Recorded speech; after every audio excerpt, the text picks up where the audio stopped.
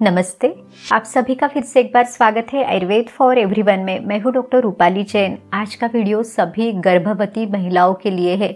गर्भावस्था यानी प्रेगनेंसी में कुछ बातों का ध्यान रखना बहुत ज़्यादा ज़रूरी है ताकि आप और आपका बच्चा दोनों स्वस्थ रह सके। आज की वीडियो में हम जो भी जानकारी आपको देंगे उसका जो रेफरेंस है वो है चरक संहिता। इसमें शारीर स्थान का 8वां अध्याय जाति सूत्रीय शारीर अध्याय। जाति सूत्रीय अध्याय में ये जो जाति शब्द है इसका अर्थ है जन्म। तो इस अध्याय में गर्भिणी की परिचर्या यानी गर्भिणी का जो एक रूटीन है वो बताया गया है। गर्भ के रक्षण करने के हेतु जो उपाय है वो बताए हैं। साथ ही में सूतिकावस्था में यानी डिलीवरी के बाद उस स्त्री ने क्या करना चाहिए क्या नहीं करना चाहिए, तो इसके बारे में सविस्तर रूप से वर्णन इसमें दिया गया है। तो इसी में गर्भोपघातकर भाव दिए हैं। गर्भ यानी फिटस, उपघातक यानी गर्भ को क्षति पहुंचाने वाले यानी उसको नुकसान करने वाली कौन सी चीजें हैं, इसके बारे में भी बहुत डिटेल में इसमें बताया गया है। तो हर गर्भिणी ने यानी हर प्रेग्नेंट वुमन ने इसको पालन करना बहुत ज्यादा जरूरी है। अन्यथा फिर जो गर्भस्राव, गर्भपात या जल्दी से प्रसव होना यानी समय के पहले ही प्रसूति हो जाना, इसका खतरा बना रहता है। तो चलिए इसकी पूरी जानकारी के लिए ये वीडियो शुरू करते हैं। हर गर्भवती स्त्री ने जिनसे बचना है उसमें सबसे पहला जो बताया हुआ है वो है उत्कट विषम कठिन आसन। क्या अर्थ हुआ इसका? उत्कट यानी उकड़ू बैठना, कठिन विषम आसन यानी ऐसी जगह पे बैठना कि जो स्थान ऊपर नीचे हो या हार्ड सरफेस हो। तो इस तरह की आसन पे यानी ऐसे सरफेस पे आपने नहीं बैठना है। दूसरा जो उन्होंने बताया है वो है कि वेगों को उन्होंने कभी नहीं रोकना है। जैसे कि अपान वायु का वेग यानी नीचे से जो गैस पास होती है उसको कभी भी नहीं रोकना है, या फिर यूरिन का वेग, स्टूल का वेग, इस तरह के वेग अगर आपको आते हैं तो उनको कभी भी रोकना नहीं है। अब देखिए आयुर्वेद में हमेशा अधारणीय वेगों को ना रोकने के लिए बताया है, यानी यूरिन, स्टूल, भूख, प्यास, छींक, जम्हाई, सोना, रोना, इस तरह के जो भी वेग है इनको आपने कभी भी रोकना नहीं है, ना तो उनको फोर्सफुली क्रिएट करना है। अगर आप इन वेगों को रोकते हैं या फोर्सफुली क्रिएट करते हैं तो शरीर में वायु बिगड़ेगी, यहाँ तक कि जठराग्नि भी विकृत होगा, अग्नि की विकृति होगी। तो ये जो चीजें हैं ये प्रेगनेंसी में भी सही नहीं है। और यहाँ तक कि जो प्रेगनेंसी है, यूट्रस है ना, ये सारी जो ये स्थान है ये वात के मूल स्थान में है। तो वायु अगर बिगड़ती है तो इन स्थानों पर या इसके फंक्शन पर भी उसका असर होता है। तो इस तरह की जो चीजें हैं उनसे आपने खुद का बचाव करना है। तीसरी जो चीज है वो है दारुण अनुचित व्यायाम। दारुण यानी बहुत ज्यादा कठिन या बहुत हार्ड एक्सरसाइज जो आपकी क्षमता से बहुत ज्यादा है, या अनुचित व्यायाम यानी जो व्यायाम, जो एक्सरसाइज या जो फिजिकल एक्टिविटी आपके लिए सही नहीं है, ऐसी कुछ चीजें अगर आप करते हैं तो उसको भी मना किया गया है। अब देखिए जो प्रेगनेंसी की फेज है इसमें अगर आपको कोई भी एक्सरसाइज, व्यायाम या योग करना है तो इसको हमेशा अपने अंडर गाइडेंस करना है। सोशल मीडिया पे किसी सेलिब्रिटी अगर कोई उनकी प्रेगनेंसी में कोई एक्सरसाइज या व्यायाम कर रहे हैं और उनको देख के आप उसको फॉलो कर रहे हैं तो ये सही नहीं है। आपने इसे हमेशा अंडर गाइडेंस करना है। प्रेगनेंसी में हर एक ट्राइमेस्टर में यानी 3-3 महीने का जो पीरियड रहता है उसमें हर एक में अलग अलग योग या अलग व्यायाम बताया जाता है। तो आपके लिए कौन सा सही है वो आपने जानना बहुत ज़रूरी है। यहाँ तक कि प्रेगनेंसी में बहुत ज़्यादा भाग दौड़ हो, बहुत ज़्यादा ट्रैवलिंग हो, उछल कूद हो, इस तरह की सभी चीज़ों से अपने खुद का बचाव करना है। प्रेगनेंसी में चौथी जो चीज आपने अवॉइड करनी है वो है अति तीक्ष्ण उष्ण अतिमात्र असेवन्य, यानी अति तीक्ष्ण उष्ण यानी बहुत ज्यादा स्पाइसी, मिर्च मसाले वाली तली भुनी चीजें या गर्म तासीर की चीजें या बहुत ज्यादा फ्राइड चीजें, नॉनवेज है तो ये आपने नहीं खानी है। दूसरा है अति मात्रा में यानी भूख से ज्यादा, जरूरत से ज्यादा अगर आप कुछ खा रहे हैं ताकि गर्भ को ज्यादा पोषण मिले तो ऐसे भी आपने नहीं करना है। ऑलरेडी प्रेगनेंसी में फर्स्ट ट्राइमेस्टर में यानी पहले 3 महीने में बहुत ज़्यादा मॉर्निंग सिकनेस, जी मचलाना, उल्टी जैसे लगना या फिर वॉमिटिंग होना, इस तरह की समस्याएं दिखती है।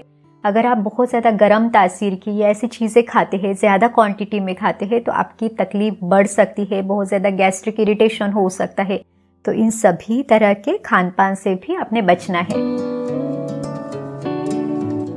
5वीं चीज जो बताई हुई है वो है प्रतिमाशन सेवन्या। क्या अर्थ हुआ? तो देखिए आपने कम क्वांटिटी में यानी अगर आपकी भूख अच्छी है लेकिन फिर भी आप कम क्वांटिटी में खाना खाते हैं तो ऐसे भी आपने नहीं करना है। आयुर्वेद में षड रसों का सेवन बताया जाता है, यानी आपके खान पान में मीठा, खट्टा, खारा, तीखा, कड़वा, कसेला, इन सभी स्वादों का आपने समावेश करना है, लेकिन इसको बैलेंस करना है, ना बहुत ज्यादा ना बहुत कम। तो इस तरह से आपने रखना है।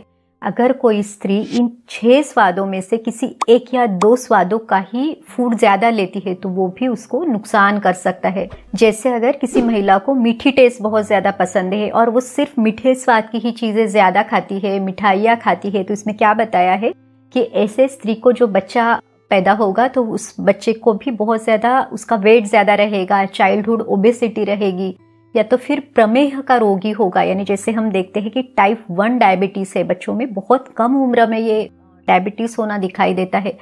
यहाँ तक कि जो महिलाएं बहुत ज्यादा लवण रस यानी खारे स्वाद की चीजें, सॉल्टी चीजें बहुत ज्यादा खाती है, तो नुकसान क्या होता है कि उस बच्चे की जो त्वचा है उसमें जन्म से ही बहुत ज्यादा झुर्रियां होना, या बच्चे की बहुत कम एज में उसके बाल सफेद होना, इस तरह की तकलीफें दिखेगी। अब कुछ मदर्स ये सवाल पूछती है कि मेरा बच्चा तो इतना छोटा है, उसके बाल इतने जल्दी कैसे सफेद हो गए? तो आपने गर्भावस्था में जो खान पान लिया था उसका असर भी आपके आने वाले बच्चे पे जरूर हो सकता है।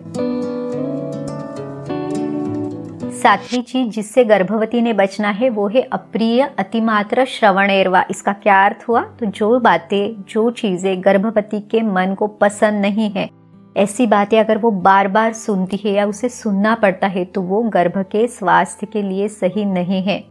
यहाँ पर मैं अपना भी अनुभव आपके साथ शेयर करना चाहूंगी।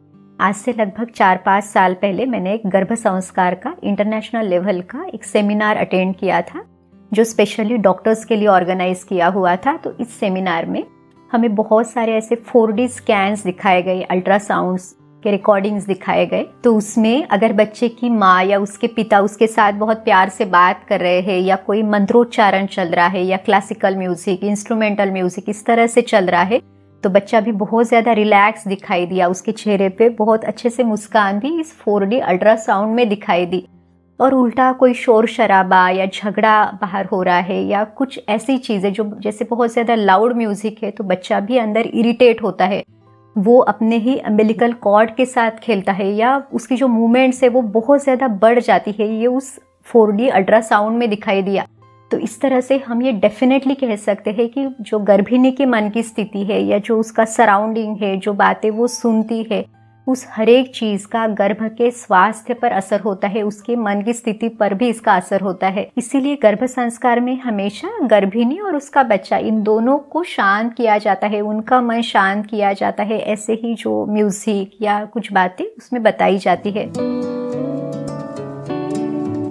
अगर कोई स्त्री घी, दूध या स्निग्ध गुणों वाली पौष्टिक चीजें बिल्कुल भी ना खा के उल्टा बहुत ज्यादा रूखा सूखा बासी खाना, जिसमें कोई भी पौष्टिक तत्व ना हो, वात बढ़ाने वाली चीजों हो, ऐसी चीजें ज्यादा सेवन करती है, या उपवास है, व्रत है, ये ज्यादा करती है, तो उसके गर्भ में पल रहे बच्चे का भी पोषण अच्छे से नहीं होगा, उसकी ग्रोथ नहीं होगी। इस अवस्था को आयुर्वेद में नागोदर के नाम से वर्णन किया हुआ है। अगर कोई गर्भिणी महिला बहुत ज्यादा देर तक सोती है, दिन में भी बहुत ज्यादा नींद लेती है, या उसमें बहुत ज्यादा आलस है, कोई भी फिजिकल एक्टिविटी नहीं है, तो ऐसे स्त्री के बारे में कहा गया है कि ऐसी स्त्री बुद्धिहीन मंदाग्नि के रोगी संतान को जन्म देगी। अब देखिए, इसको थोड़ा सा समझते हैं। अगर कोई भी दिन में बहुत ज्यादा सोता है या बहुत ज्यादा आलस है, फिजिकल एक्टिविटी कम है, तो उसके शरीर में ये विकृत कफ बढ़ेगा।